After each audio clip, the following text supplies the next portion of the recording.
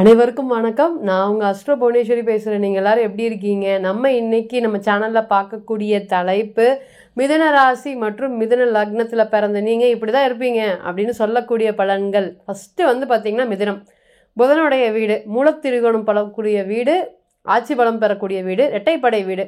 இந்த ராசியை பொறுத்தவரை பார்த்திங்கன்னா அன்கண்டிஷ்னலி புதனுடைய ஆளுமை ரொம்ப அதிகமாக இருக்கும். எந்த ஒரு விஷயத்தையுமே எடுத்துக்காட்டு எக்ஸாம்பிள் காலபுருஷனுக்கே 3வது வீடு கம்யூனிகேஷன், எழுத்து சம்மந்தப்பட்ட தொடர்பு. அப்போது இந்த ராசியை பிறந்த நீங்கள் எப்போவுமே மற்றவங்களை விட வேலை செய்யக்கூடிய விஷயத்தில் திறமைசாலிக. சீக்கிரம் ஒரு விஷயத்தை முடிச்சிடுவீங்க. அந்த உழைப்பு அப்படிங்கிறது பார்த்திங்கன்னா உழைப்புக்கே உண்டான ராசி. நகைச்சுவை குணம் ஏராளம். இந்த விஷயத்த பார்த்திங்கன்னா இவன்கிட்ட சொன்னால் இவன் முடிச்சிடுவாங்கப்பா, இவன் இந்த விஷயத்தை முடிக்கிறதுக்கு இவன் தான் சரியான ஆள் அப்படிங்கிற மாதிரி நிறைய விஷயங்கள் வாழ்க்கையில் படிச்சிருக்கேன் படிக்கலை அப்படிலாம் இல்லை. இந்த விஷயத்த நீங்கள் சிறப்பாக செய்வீங்க அந்த மாதிரி சொல்லலாம். ஏன்னா இதனால் புதனுடைய வீடு, புதனுடைய நட்சத்திரத்தில் பிறந்த நீங்கள் அவ்வளோ பலன் இருந்தாலுமே புதனுடைய ராசிக்கு என்றைக்குமே ஒரு தனி இயல்பு. 4 வார்த்தை பேசுங்க, அட்வைஸ் பண்ணிங்கனாலுமே அப்படி இருக்குங்க அந்த கருத்து. ரொம்பவே உட்காந்து யோசிக்கிற மாதிரி எனக்கு பிடிச்சிருக்குங்க அது அப்படின்னு நீங்கள் 4 பேருக்கு அட்வைஸ் பண்ணுறதுனாலையே வாழ்க்கையில் என்றைக்குமே உங்களுக்கு அந்த அட்வைஸ் குவாலிட்டி அப்படிங்கிறது ரொம்ப அதிகமாக இருக்கும். மற்றவங்கள ஒரு விஷயத்துலேருந்து மீட்டு வெளியே கொண்டு வர்றது மிதுனம் எப்போவுமே சிறப்பானது. இது எப்படி அது எப்படி நிறையா ஆராய்ச்சி பண்ணுவாங்க. ஒரு விஷயத்தை காம்ப்ரமைஸ் பண்ணி ஒத்துக்கவே மாட்டாங்க. இது ஏன் வந்துச்சு, எப்படி வந்துச்சுன்னு சொல்லு அப்படிங்கிற மாதிரி ரொம்பவே யோசிச்சு கேட்பாங்க. இரட்டைப்படை வீடு அப்படின்னா 2 தன்மைங்க. எனக்கு இது வேணுமா அது வேணுமா, எனக்கு ஒரு விஷயம் இப்போ உதாரணத்துக்கு பாருங்கள், ஒரு வேலை கிடைக்கிது மிதுனத்துக்கு, 2 வேலை கிடைக்குதுன்னா தன்னுடைய வேலை என்ன, தனக்கு என்ன சம்மந்தம் அப்படின்னு யோசிக்க மாட்டாங்க. இந்த 2ல் எந்த வேலைக்கு போகலாம், இது சிறப்பாக இருக்குமா அது சிறப்பாக இருக்குமான்னு 100 பேர்கிட்ட சஜஷன் கேட்குற மாதிரி இருக்கக்கூடிய ராசி. என்ன வேணும், தனக்கு என்ன தேவைன்னு கண்டுபிடிக்க முடியாத ராசி. இவங்களுடைய வாயிலிருந்து இவங்களே சொன்னாதாங்க உண்டு எனக்கு இது பிடிச்சிருக்கு இது பிடிக்கல அப்படின்னு. மற்றபடி நம்ம வெளி தோற்றத்தை பார்த்து மிதுனத்தை ஜட்ஜ் பண்ண முடியுமான்னு கேட்டிங்கன்னா ஒருபோதும் ஜட்ஜ் பண்ண முடியாது. ரகசியம் ரொம்பவே காப்பாற்றக்கூடிய ராசி. சொல்லாத இந்த விஷயத்த உங்கள்கிட்ட தான் சொல்கிறேன் அப்படின்னா மிதுனம் அடித்து கேட்டாலும் சொல்லவே மாட்டாங்க. அந்த அளவுக்கு ரகசியத்தை காப்பாற்ற முடியாத ராசி நிறையா இருந்தாலும் இந்த ராசி ரொம்பவே காப்பாற்றும். தன்னுடைய விஷயத்தை வெளியே யாருக்கிட்டையும் வெளிப்படையாக சொல்ல மாட்டாங்க. ஒரு 10 கோடி சம்பாரிச்சு வச்சுருந்தாலும் என்கிட்ட கேட்டால் என்கிட்ட வீடு தாங்க இருக்குது, வேறு எதுவும் இல்லை அப்படின்னு ரொம்பவே தன்மானத்தை விடாமல் எதுக்கு நம்ம மற்றவங்களுக்குலாம் சொல்லணும், நம்மளுடைய விஷயத்தை நம்ம எதுக்கு மற்றவங்ககிட்டலாம் காமிக்கணும் அப்படிங்கிற மாதிரி இருப்பாங்க.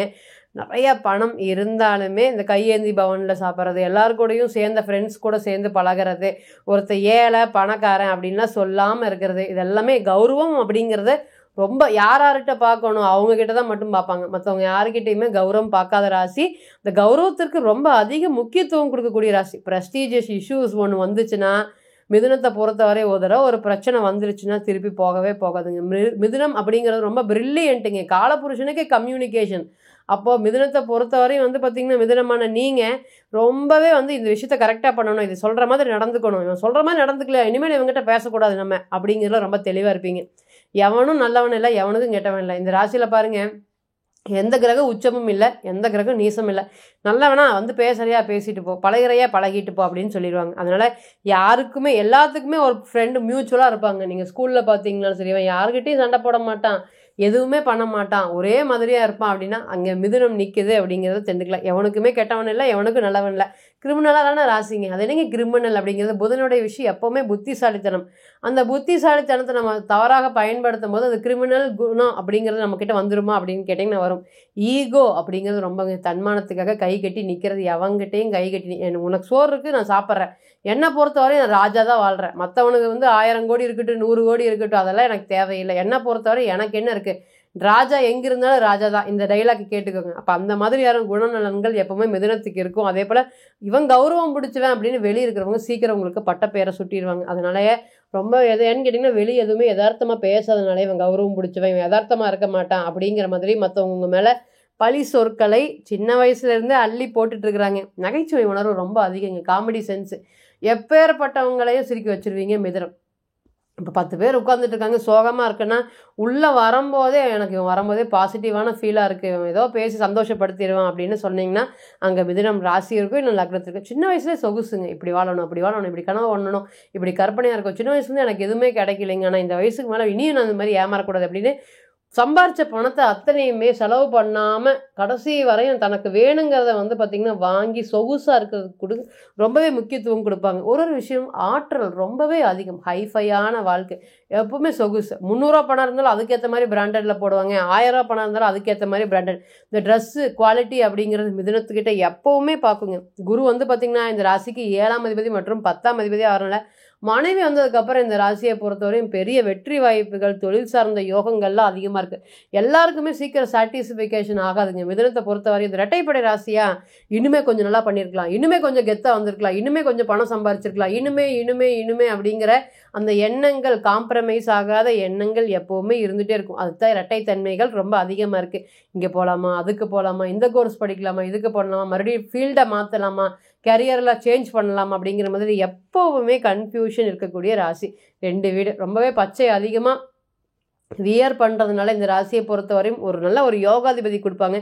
நிறைய வீட்டில் வந்து பார்த்திங்கன்னா கிளி, பூனைகள், இது எல்லாத்தையும் நாய்கள், இது எல்லாத்தையும் ரொம்ப பாசமாக வளர்ப்பாங்க. நம்ம வளர்க்குறதுக்கும் பாசமாக வளர்க்குறதுக்கும் நிறைய வித்தியாசம் இருக்குதுங்க. அந்த பாசம், அதீத பாசம், நம்ம சாப்பிட்ற இடத்துல அதுக்கு சாப்பாடு போடுறது, நம்ம தூங்குற இடத்துல அதை தூங்க வைக்கிறது, அதுக்கு திடீர்னு ஒரு பிரச்சனைன்னு நம்ம மனசு கலங்குறது, ரொம்ப நல்லா பார்த்துக்குவாங்க. பெட் அனிமல், காலபுருஷனுக்கு 3ஆவது வீடிங்க, மளிகை கடை வீதிகளை குறிக்கக்கூடியது. அப்போ இந்த மிதுன ராசியில் பிறந்தவங்க நிறைய பேர் கடை கண்ணி வர்த்தகத்தை வச்சு பொழைச்சிருப்பாங்க. இவங்களோட அப்பா தாத்தா கடை வச்சு பெரிய ஆளாக ஆயிருப்பாங்க அப்படிங்கிறத சொல்லக்கூடிய வீடாக இருக்குது. மளிகை கடை சார்ந்த இப்போவும் பாருங்கள் நல்லா இருப்பாங்க. இன்றைக்கி ஏதாவது ஒரு மளிகை கடையாவது வாங்கி ஓரமாக உட்காரணும், எப்போவுமே வந்து தான் முதலாளியாக இருக்கணும் அப்படிங்கிறதுல, தொழிலாளியாக எவ்வளோ தூரம் கஷ்டப்பட்டாலும் கடைசி காலத்தில் நான் முதலாளியாக இருக்கணும், அப்படியே கஷ்டப்பட்டு போயிடக்கூடாது அப்படின்னு ஒரு வாட்டியும் இந்த வயசானவங்களெல்லாம் பார்க்கும்போது நமக்கு தெரியுது, இவ்வளோ வயசாகவே இன்னும் உழைக்கிறாங்கன்னா நம்மளாம் அப்படி பண்ணக்கூடாது, அவருக்கு வயசு செட்டில் ஆயிடணும், அதுக்கு உண்டான வேலையை பார்க்கணும் அப்படிங்கிறதுல எப்போவுமே ரொம்ப தெளிவு, அறிவு பூர்வமாக இருக்கக்கூடிய ராசியும் கூட. ரொம்பவே சைலண்ட்டுங்க. மிதுனத்தை பொறுத்தவரை ரொம்ப சைலண்ட்டாக இருப்பாங்க, அதிகமாக வேலை செய்வாங்க, கம்மியாக பேசுவாங்க. அது வந்து ரொம்ப பக்கத்தில் க்ளோஸாக போனாலுமே இதுக்கு மேலே க்ளோஸாக போக முடியாது, அந்த மாதிரி போவாங்க. அதை தவிர்த்து உங்களை விட்டுட்டு வெளியே வரணும்னு சொன்னாங்கன்னா சீக்கிரம் அவங்கள விட்டுட்டு வெளியே போயிடுவாங்க. அந்தளவுக்கு எதையுமே சொல்லாமல் கடைசி வரையும் செஞ்சு முடிக்கக்கூடிய ராசி. கடைசி நேரத்தில் தான் இந்த மாதிரி நான் பண்ணியிருக்கேன், திடீர்னு சொன்னால் நீ எதாவது நினச்சிக்குவே, அதனால தான் இப்படி சொல்கிறேன் அப்படிங்கிற மாதிரி கடைசி சர்ப்ரைஸ், நிறைய சர்ப்ரைஸ் கொடுக்கக்கூடிய ராசி. ஸ்டெப் பை ஸ்டெப்பாக போகலாம், ஒரு விஷயங்களும் அடுத்தடுத்து முன்னுக்கு இந்த அவசரம் கொடுக்கு அப்படிங்கிறதெல்லாம் மிதுனத்துக்கிட்ட அவசரப்பட்டு பேசிட்டேன். இப்போ செவ்வாயெல்லாம் பார்த்திங்கன்னா அவசரப்பட்டு பேசிடும், யோசிக்காமல் பேசும். மிதுனம் அப்படி பேசவே பேசாது, புதன் அப்படி பேசவே பேசாது.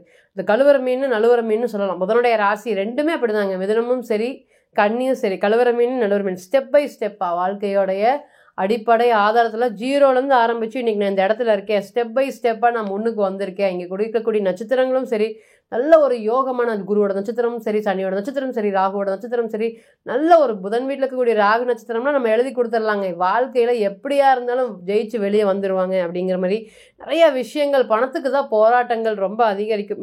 இந்த ராசிக்கு பாதகாதிபதியாக குரு வரதுனால பணத்தை எப்படி மிச்சம் பண்ணுறது, ஏது மிச்சம் பண்ணுறது, செலவு பண்ணிடுமோ அப்படிங்கிற எண்ணங்கள், பணத்தை நோக்கின பயங்களே டெய்லியுமே மிதுனத்தை பொறுத்தவரையும் ரொம்பவே அதிகமாக இருக்கும். இது மிதுன ராசியாக இருந்தாலும் சரி, இந்த மிதுன லக்னமாக இருந்தாலும் சரி, இந்த பலன்கள் எல்லாமே நிச்சயமாக மாறுபடும். அதே போல் வந்து பார்த்திங்கன்னா இன்னொரு கிரகம் பார்க்குது, செவ்வாய் இருக்கிறாரு, செவ்வாய் பார்க்குறாருன்னா இன்னுமே வேகமாக இருப்பாங்க, விவேகமாக இருப்பாங்க, ஒரு விஷயத்தை செஞ்சு முடிக்க ரொம்ப அவசரம் காமிப்பாங்க. அந்த மாதிரி ராசியை பார்க்கக்கூடிய கிரகத்தினால பலன்கள் நிச்சயமாக மாறுபடும். ஆனால் இந்த மிதுன ராசி மற்றும் மிதுன லக்னம் 80லேருந்து 90% இந்த மாதிரி குணத்தோடு தான் நீங்கள் கடவுள் உங்களை இங்கே அனுப்பியிருக்காரா அப்படின்னு கேட்டிங்கன்னா எஸ். இப்போ நீங்கள் கேட்டுட்டு இருந்த அனைத்துமே பொது பலன்கள் தான், ராசியோட பொது பலன்கள். இது லக்னத்தை பொறுத்தவரை நிச்சயமாக மாறுபடும் அப்படிங்கிறதுல எந்த ஒரு மாற்றமும் இல்லை. தனிப்பட்ட ஜாதகத்தை நீங்கள் ஆலோசனை பண்ண விருப்பப்பட்டால் கீழே இருக்கக்கூடிய நம்பருக்கு கான்டாக்ட் பண்ணுங்கள். நான் வணங்கக்கூடிய நரசிம்மர் உங்கள் எல்லோருக்குமே நல்ல வளமான வாழ்க்கையை ஏற்படுத்தி தர நான் நிச்சயமாக பிரார்த்தனை பண்ணிக்கிறேன். மீண்டும் ஒரு பதிவில் உங்களெல்லாம் சந்திக்கும் வரை உங்களிடமிருந்து விடை பெறுவது உங்கள் அஸ்ட்ரோ புவனேஸ்வரி. நன்றி, வணக்கம்.